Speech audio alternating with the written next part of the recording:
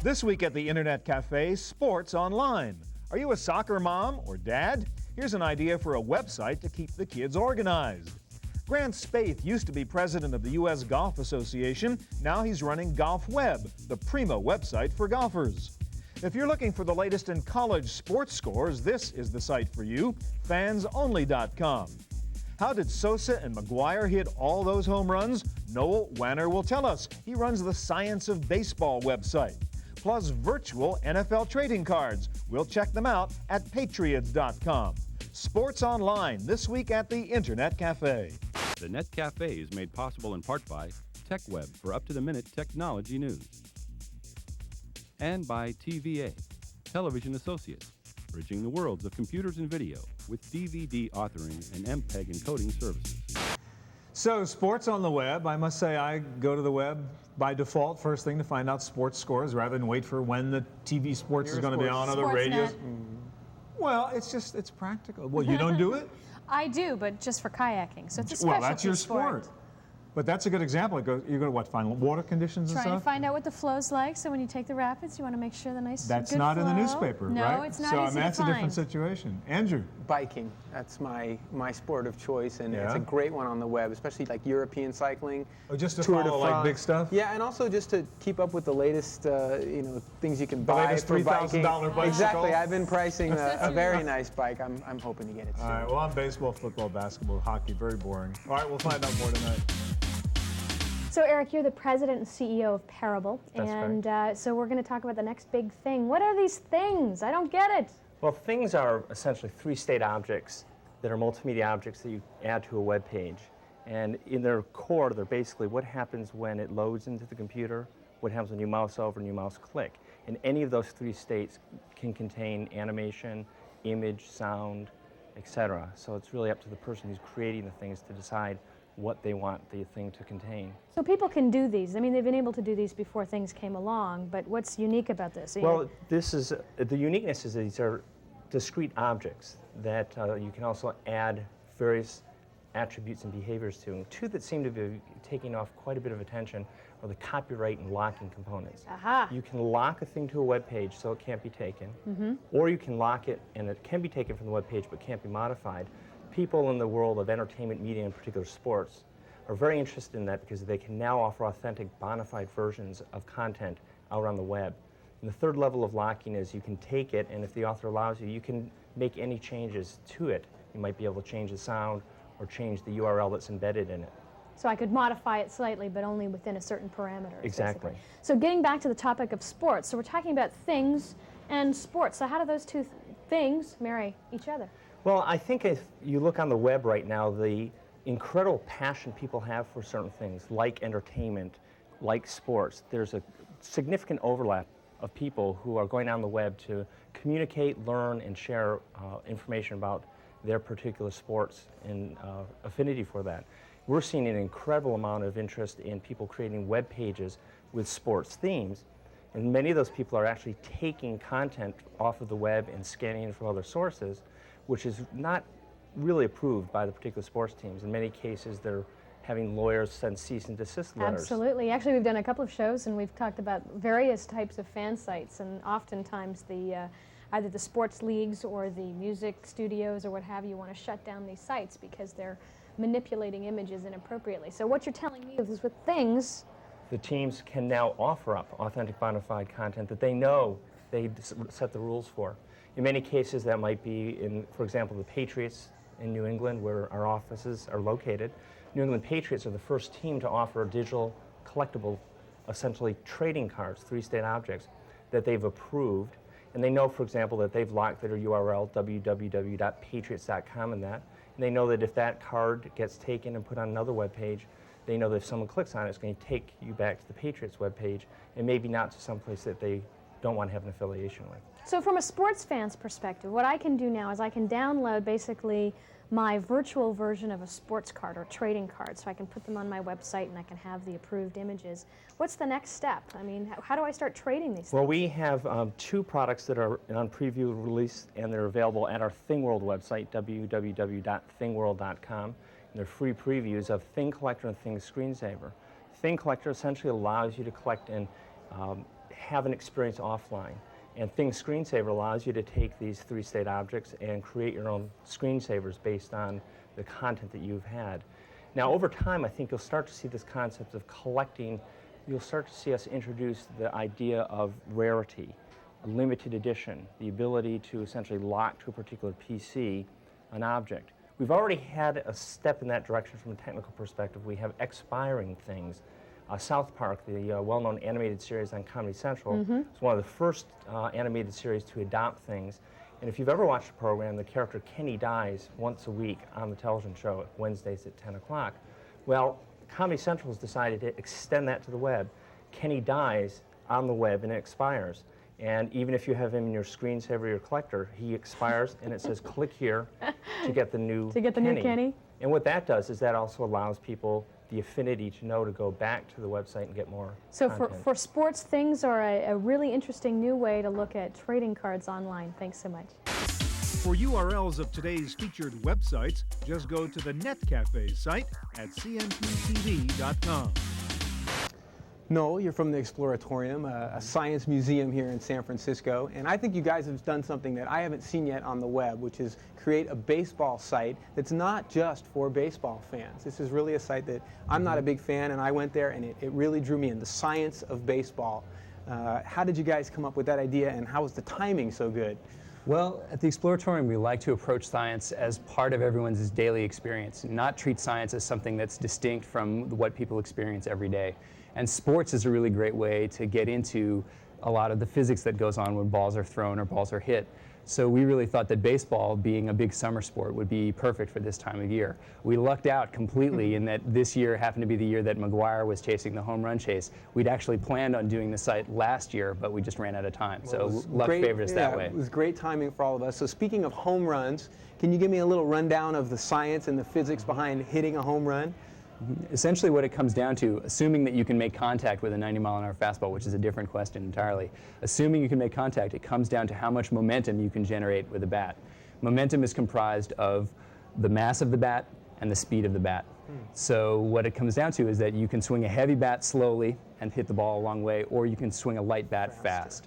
Now, swinging a light bat is a little bit easier because you can begin up to speed pretty quickly and actually make contact. It takes a great deal of skill to be able to swing a heavy bat. Babe Ruth is famous in the history of baseball for swinging a hugely heavy bat, which weighed about 42 ounces. Modern hitters like Ken Griffey or Mark McGuire use about a 32 or a 33-ounce bat, which is really light by comparison. Okay, now for the average person out there trying to swing that bat, as you said, contact with the ball is something that's very important. And I noticed on your site you guys have a little reflex tester that allows you to sort of gauge a 90-mile-an-hour fastball. How does that work? Well, we wanted to have some interactive parts of the site where people could really test their skills, and one of the most important skills in baseball is being able to react in time to hit a fastball. So we simulated a 90-mile-an-hour fastball traveling towards you, and you have to click the mouse in about a fifth of a second after you see the pitch start in order to try to make contact. If you're a little faster than that, you can even hit a home run, but for most people that's really hard. Pretty tough to do. Now you've also added a part to the site that is a little more grown up, in that it's a statistics area and it takes you into different things on the statistics level. Yeah, well, we had to do something with statistics because hardcore baseball fans are always known as statistics buffs. So we took a section of the site and we called it the Baseball Time Machine. And what we do there is take star players from different historical periods and compare them with players from other eras. And what we've done is taken the average of the players from a particular era and then seen how much better a star player was. Like, say, Babe Ruth was 25% better than the players of his era. And then we just project that into some other era. So if we take Babe Ruth from his era into the 90s and compare him, say he was 25% better. If he's 25% better than modern players, he's going to hit 200 home runs a season. Right, I did that, and he had an average that was way off the charts. Yep. I noticed that you also have a couple areas that aren't science related.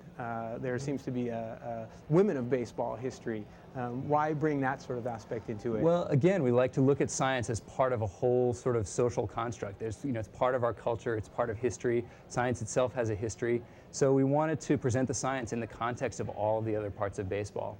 And baseball has some really fascinating elements to it. It's not widely known that women played in professional leagues in this country for about the past 100 years. Right. There was even a woman who played on a minor league team in the 30s who is famous.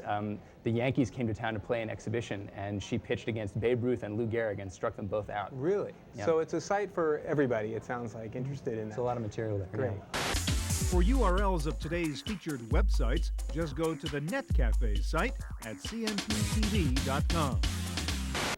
All right, Dick, you got a pretty good idea with this university netcasting. You figure all these colleges want sports sites, and a lot of them don't have the expertise, the time, the money, and you said, I'll do it for you, right? Is that the idea, sort of franchising a college sports site to whoever wants it? Yeah, that's exactly what we decided to do in the beginning. We felt that we could do it for a lot cheaper than the schools could, and we could do it a lot better. So what kinds of schools use you to run their sports website? Almost all of our schools are very large Division I schools in what we would consider the top 8 conferences. And when people go to, let's say, Stanford, I know you do Stanford, which is right around here, what kinds of stuff can I find at the Stanford sports website? The beauty of our site is you can find anything in any of the sports, men's and women's. Not just football and basketball and the big ones? We cover 34 sports at Stanford.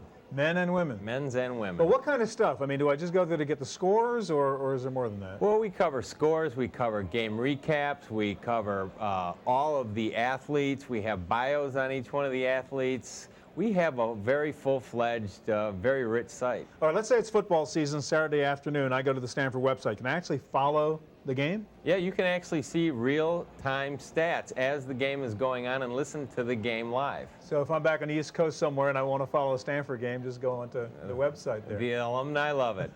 Now, how big is the college sports business? I mean, we tend to focus on, NFL and NBA and all the big-time stuff. I take it there's probably, if you add up all the colleges, a heck of a lot of business out there. Well, once you aggregate the big schools, there's a big, large affinity market out there that loves their school, and they love everything their school does. Now, you say their school. Is it sort of alumni, basically, that would go to these websites? A great amount of the people that come to our site are alumni of the displaced alumni, people that don't live in the area, and there's no other real place to get information about their school. Now, I notice you have Macromedia Flash on your site to enhance it. What does that get you? How does that make it better? Well, we did that for ease of use for the user, and it takes the clutter. So we came. What does it do, though? Well, basically, it allows you to click on a conference, for instance, and all of a sudden a pop-up menu of all the different teams in that conference will come up. So it gives you easy access to your schools and to the information that you're looking for. What is this kind of stuff doing to traditionally, I mean, if I wanted to know what my college is doing, I couldn't wait to get the paper Saturday night or Sunday morning or turn on the radio or the 11 o'clock news. Is this, you think, kind of taking the place of the older media in terms of finding out what's going on with your team? Oh, absolutely. I remember when I moved out from the Midwest that I had Michigan withdrawals, and that's what really gave me this idea. When I wanted to look up a score or an article about Michigan football, I couldn't find it anywhere. How big does a school have to be to become, part of what you do? Is there sort of some threshold? Well, originally we did focus on the largest conferences, but now we're working with the schools down to the smallest Division I school. And they're the guys who would need you most, I would think. They probably have the fewest resources. Yes, that's absolutely correct. Where does the content come from? Are you actually creating the whole site? Are you just sort of managing it and hopefully the athletic department's feeding you stuff? Well, no. The deal that we have with the schools is that the schools supply us with all the content. They help us market the site, and then we build, maintain, and manage the site for them. Now, you've got a meta site, fansonly.com, which I really like, because you go there and like all the schools, you click on any team you want, you got the running scoreboard and so on. Is that where most people start off, at Fans Only? Yes, that started off as a fairly small site for us, and it's our largest site in our network right now. And that's because it is comprehensive. You can get pretty much anything you want on any school from the Fans Only site. Okay, so even colleges that you don't represent or whose sites you don't run, you can still go there and find their scores or stats or stuff like that? That's correct. All right, well, what's the next step? Where do you go next now with this? Well, we're working on that at the next board meeting. Get every college you can. We're trying to get as many as we can. Dick, thanks a lot. You bet. Thank you. Larry Magid with us again here at Cybersmith, and we're talking about sports on the web. And sports is one of the most popular, I guess after pornography. I think it's the biggest thing on the web right now. Is it one of those areas in which we're replacing traditional media? I mean, the radio, the TV, the newspaper. You go to the web now to find out what tonight's scores are. Well, assuming you have access to the web, it's a great medium for sports because, number one, you can get far more depth than you ever could, certainly from a television broadcast. And second of all, you can get into obscure sports or teams halfway across the country. And plus, if all you're looking for is a score, there's nothing easier than going to the web and finding the score. You don't have to wait for the news to get around to it or wait for the paper the next day. And the nice thing about no geography on the web when it comes to sports is a lot of us are transplanted, right? We follow a team 3,000 miles away. Web solves that problem. The web solves the problem. Or it might be your college team or even your high school team or a minor league ball club in New York State. You're not going to read about that in a major newspaper. You can read about it on the web. Everything's on the web. Now, it seems to me, though, you still have to have a PC. You got to be sitting at your desk. You have to be at home. You got to log on, go. It's not real friendly like carrying around the paper, carrying around the magazine. Do we have to wait till we get to that portable, wireless PDA thing before this is really real and big time? I think when it gets to the point where it's ubiquitous, we can listen to it in the car. Yeah. We can have it everywhere. Cable modems, DSL, are going to make it a little easier for certain families. Short term. Long term, it's going to have to be IP everywhere, where the internet comes to you, no matter where you are. Then it's going to really literally replace broadcast. For URLs of today's featured websites, just go to the NetCafe site at cmptv.com. Joe Valina from Bay United Football Club, Bay United FC, soccer. It's got to be one of the biggest sports in the world, I think. I don't think there's one sport that has more fans. Now, you guys are a small team here in San Francisco, and you've created a website. And what are you guys doing with that website? Well, basically, we had a problem with the fact that we had a bunch of people come into games and practices, and a lot of new people that would pick up as well. And so we had to, we were emailing, and it was becoming just a big hassle to get like all the directions down and everything like that. So I initially started the site to hopefully be able to put some maps up there for just practice things and to show where the games were and, just basically keep people updated. How many people are on this team? There are 12, okay. 12, 13. So you're using the site to kind of organize them. Exactly. That's still the main focus of the site, but also we get to do a lot of fun things with it, like, after our games, we'll post, a little synopsis of what happened during the game, the scores, all of that.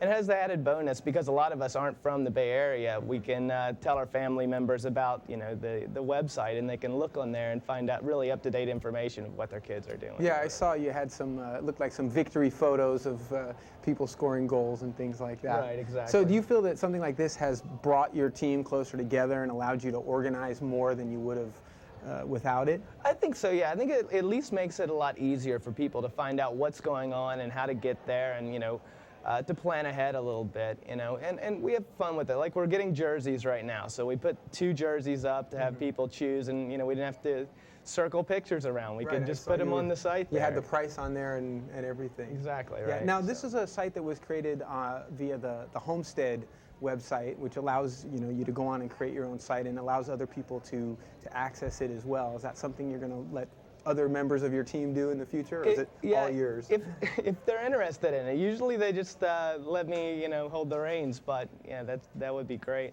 I like the Homestead site because it's Java based, and you don't have to download a whole lot of things to your computer, and it's actually pretty powerful as well. So other teams could do this fairly easily by definitely. doing that. Okay, well, soccer, it sounds like, is a real love of yours, and I'm sure there's a ton of soccer sites out there that are interesting for fans as well. What are some of the sites that you think really capture the essence of soccer? Well, since I really got into soccer, I found that it's hard to find a lot of sites, especially regarding world soccer news, because even on the bigger sites like the CNN or ESPN Sports Zone, you have to dig through so many layers to get to the international soccer section that it's just a hassle. So we try to link to those on the site, and so you can go directly to the soccer sites, and both of those are really good. The CNN, SI, and ESPN Sports. What kind of soccer specific information can you find there? Well, you can find league updates from all the different European leagues and South American leagues. As they go on, you get the standings on a week-by-week basis, as well as just recaps and things like that you normally wouldn't be able to find in American media. Do these teams all have their own sites as well, or are they still fairly off the web? Well, I think a lot of them do, yeah. Some of them are just fan sites that were created, but the bigger teams, Manchester United, Real Madrid, they all have, really nice sites put up too. And we kind of tried to base our site a little bit off those sites as well. Yours actually, I thought, had a European flair to it, so I liked it. Well, I think you've probably inspired a lot of other teams to go out there and do the same thing. Thanks. For URLs of today's featured websites, just go to the NetCafe site at cmptv.com. So Grant, we're talking about golf and online golf experiences. There's one thing that's for sure, is that there's a great number of people who love golf, and the ability to go online is a fantastic opportunity to come together. Now, golfweb.com, you've got a wealth of information. Where do we start?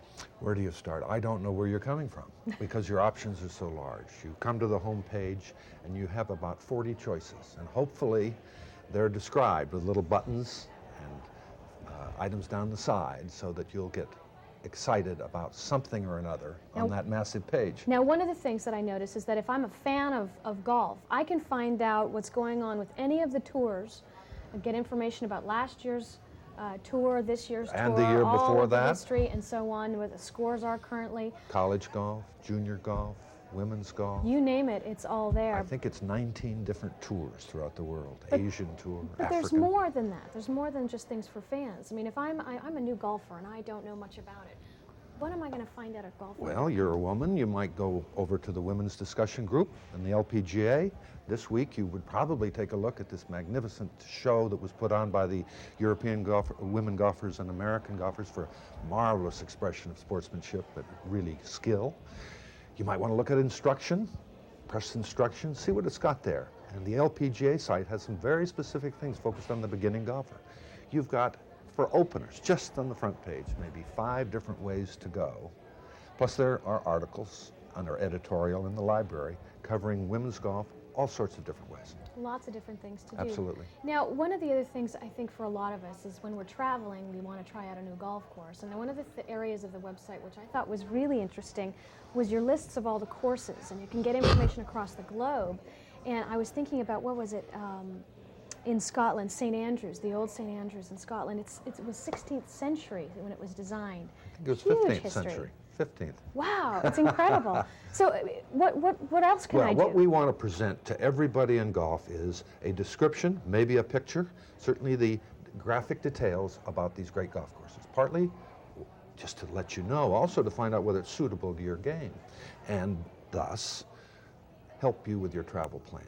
And indeed, I think in a year or so, you're going to be able to go to that site, St. Andrews, press a button, and take care of all your travel needs. That's around the corner. So I could get my airplane, and I can get my hotel arrangements, my car arrangements. Now, what about my tee time? You absolutely. Computerized tee times are here, and they are in St. Andrews. That would make And my for life that a matter, lot and easier. very important in St. Andrews, the right pub to go after your game. The 19th tee, if you will. Indeed. Well, 19th hole, we call it. All right. Now the next question I have for you is in terms of chat. I mean, one of the things with websites is you always have chat sites, and you've got bulletin boards.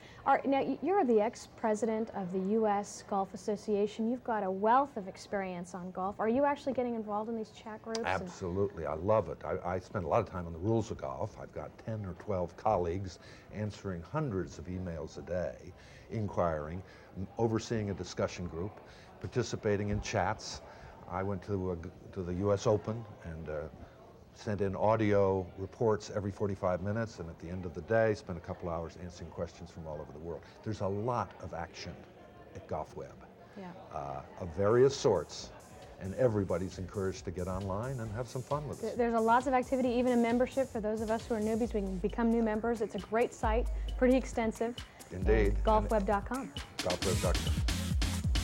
Well, I think we all learned a lot. There's a lot more to sports on the web than this kind of stuff we were talking about at the beginning, right? I mean, you had some great examples. Yeah, I've never been a big baseball fan, and that Exploratorium That was Science cool. of Baseball site, it sucked me in. It gave me something a little more tangible to grab onto with the sport. Right. Some of the physics, some of the science behind it. It was a good site. A soccer guy, I mean, a great example. Yeah, if you got an amateur team, create your own website, and you can organize the whole group. And I thought the list of the golf site with all the list of the Golf, that's courses, absolutely all a of great that example. information, and tours for the golf trips and stuff, that was really good. The things was a little interesting. We'll see what's going to happen with the things. Yeah. You know, the trading cards online. Right. Well, I mean, it's all happening. I mean, I talked to the guy with the college sports site who got a great idea. I mean, running websites for colleges all over the country to do that kind of stuff. But it's taken off, I think, as the guy I was talking to was pointing out. People are not going there just for scores like I talked about at the beginning of the show, but for in-depth stuff and, background stuff and alumni checking on their colleges. The web is here to stay in sports. The Net Cafe is made possible in part by TechWeb for up-to-the-minute technology news. And by TVA, Television Associates, bridging the worlds of computers and video with DVD authoring and MPEG encoding services. To purchase a videotape copy of today's program, call toll-free 1-888-310-7850. Please specify the show number and the topic.